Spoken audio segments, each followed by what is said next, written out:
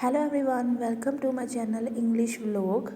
Today I'll describe the chapter Warrior Against Weeds, which is a chapter of subject Elective English class plus 2, and I will describe the summary of this chapter. Let's get started. India has many problems. Lantana Camara, an ornamental plant, was imported from Latin America a century ago.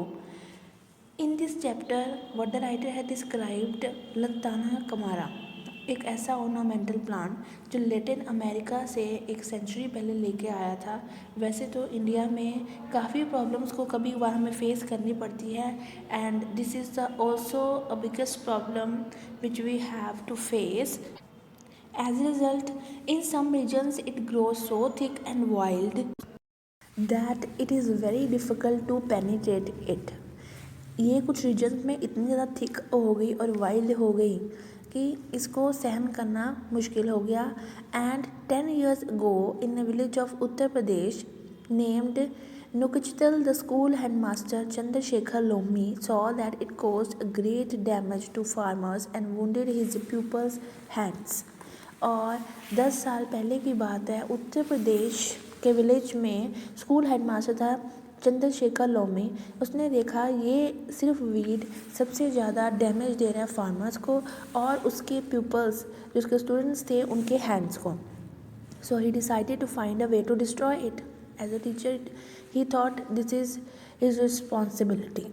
Loamy was 63 years old. He had no scientific training. Lomi की age 63 थी और उसको कोई भी scientific knowledge नहीं थी, ना ही training ली हुई थी.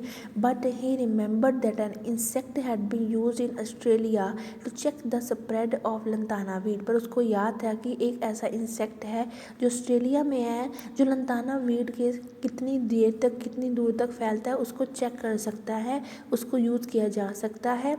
For that, one day the villagers told him of a place where the weed looked plain and sickly.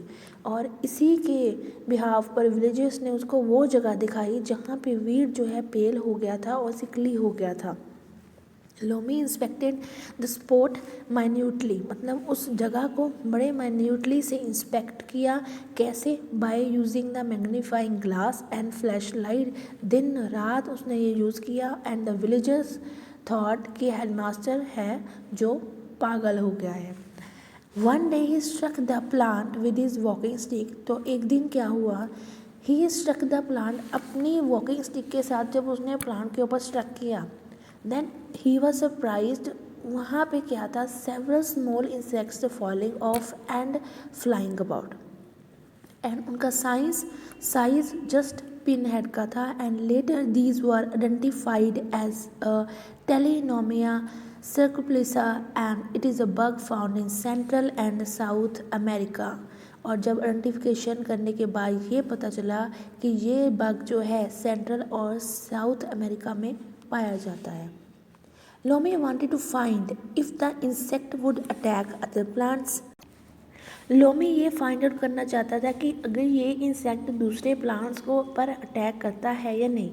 इसके लिए in order to study its habits and life cycle, उनकी हैबिट्स के बारे में, उनके लाइफ साइकिल के बारे में जानने में, he distributed bug infested twigs and leaves in a test area.